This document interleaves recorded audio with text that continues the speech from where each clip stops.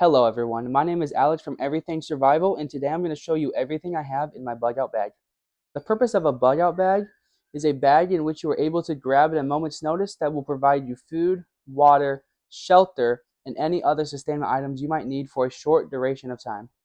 A bug out bag is important to have because it allows you to dodge into the woods and live out there for as long as you need or until you can get help. So for my bug out bag, I tried to keep my color scheme fairly simple. So on it is all black, except for this one tan or brown pouch, and because it is my first aid kit, clearly identified by this red patch I have. The reason for that is I wanted it to be easily identifiable and easily accessible. On the sides, I have my water pouches. In this case, they are each holding a 1 quart Nalgene. On the front left shoulder strap, I have my flashlight. And in case that one goes down, I have a secondary flashlight on the top on the handle of my bug out bag. My bug out bag is meant to be, uh, I guess, like subtle and look nothing more than a hiker's backpack. My bug out bag weighs roughly 20 to 25 pounds. The reason the weight varies is because sometimes I will bring more water than what I usually carry, and sometimes, depending on where I am going, I will bring extra tools and equipment. The good thing about bug out bags is that they are very customizable.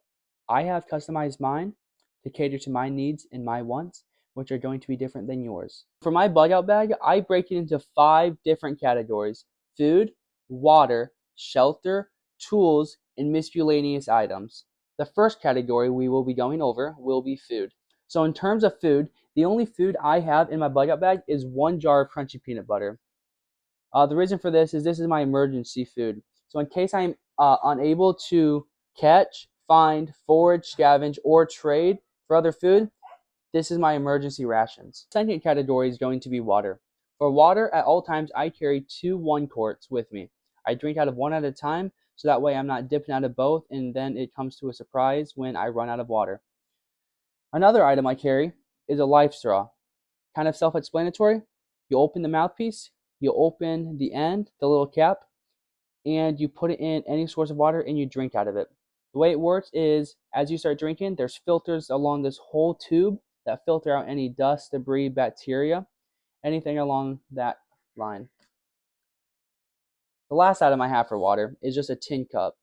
The reason I have this is that way I can scoop water out of any waterways and boil it. And then from there, it should, in theory, be safe to drink. The third category is going to be shelter. For my shelter, I have a system. So for that, I take out my hammock and I find 2 trees about 7 foot apart. I then put my hammock up because I do not want to be sleeping on the ground because the ground sucks a lot of warmth out of you. And then I do not want to be freezing cold.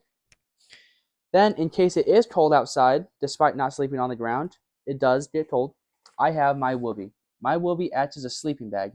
It has zippers on 2 sides, it's stitched on one, and it has an opening on the top, so that way I can slide my body in easily. That normally keeps me fairly warm, but what if it rains or snows or there's high winds? Sometimes you got to have a little extra protection. So, for that, just depending on how highly vegetated the area is, I will pull out my tarp, my 550 cord, and my stakes. The way I do it is I set my hammock up and I put my Whoopee inside. Baseline shelter. Not even shelter, just comfort. But then what I do to make the actual shelter is I take my paracord, string it about 2 foot above my hammock. I then take my tarp, unfold it, and I make sort of an A-frame above my hammock. So I'll have my hammock here. About 2 foot above it, I will have my A-frame.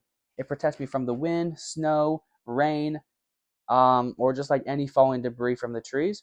And then in every corner, I will stake it down to keep it nice and tight and prevent it from puddling with any rainwater. The fourth category we are going to be going over is my tools. So for my tools, first thing I have is my dump pouch.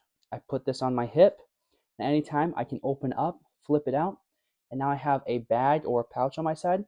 I can carry firewood, I can carry any animals I have hunted, I can carry any extra supplies and water.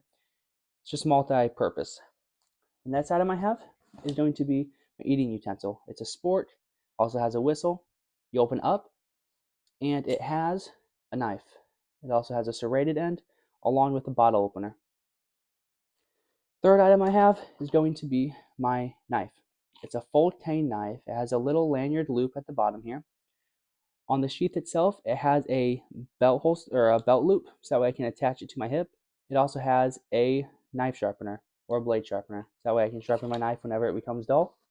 And the last item I have for tools is my M6 takedown.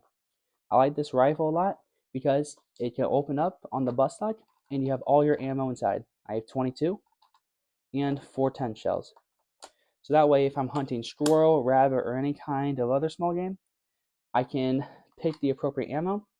And the best thing about this rifle is it can break apart.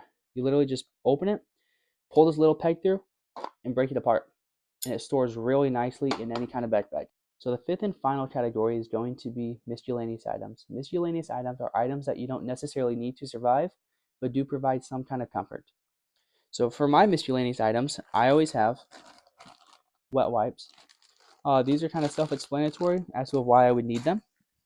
Next item is going to be tape.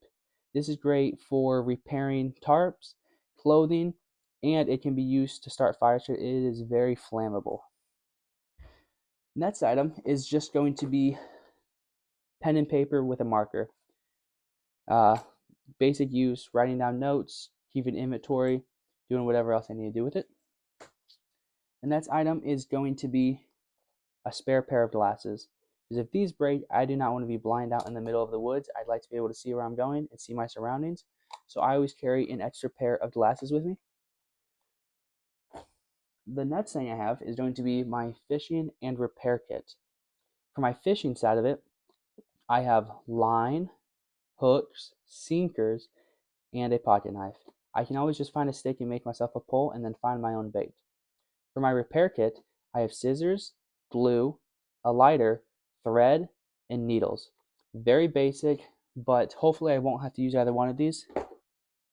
And the last one, which I probably will use quite a bit, so it is important to make sure this one is stocked fully, is my fire kit. I keep it in a waterproof container. If you open it up, you can see that I have 3 lighters here. They are marked 1, 2, and 3. I will use them in that order. And much like the lighters, I have waterproof matches. Once again, they are labeled 1, 2, 3, and 4. I will use them in that order. That way I can keep track of how many matches I have and keep a detailed inventory list of them. Another item I have is my ferro rod with my striker, and I also have an additional 2 extra ferro rods in case I lose or break one. I have a pocket knife, so that way I can find sticks and make myself my own kindling and hopefully create fires that way.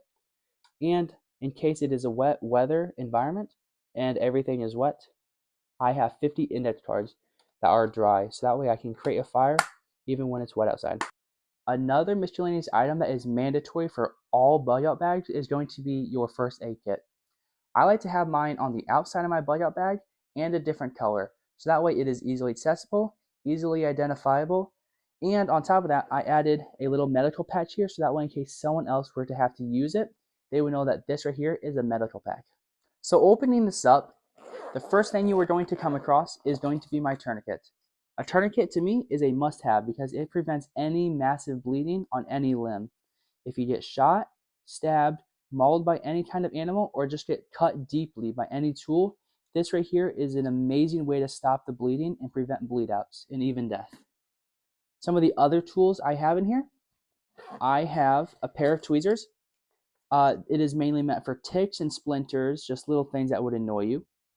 I have a pair of scissors. These are meant to cut bandages and gauze. I also have a knife.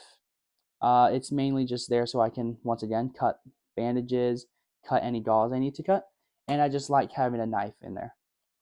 I also have myself a flashlight, so that way in case it is dark, you can just whip this out and try to fix any problem in any medical issue, because you never know when someone is going to get injured. I also have a pack of acetaminophen, ibuprofen, or Tylenol, anything along those lines. Inside of here, I have tissue paper to kind of prevent the rattling noise that comes when you start using some of the pills. I have a bag here. It has Neosporin and Band-Aids. This is the main one I use, but mainly it's just used to like cover any cuts or anything along those lines. I also have a pair or a thing of gauze. I use this to either pack wounds or wrap burns. And the last item I have is just going to be some medical tape. This is to secure band-aids to like fingers or the body, or wrap gauze or wrap around gauze to keep it on the skin. This has been Alex from Everything Survival. Thank you for watching. Happy surviving, and I will see you out there.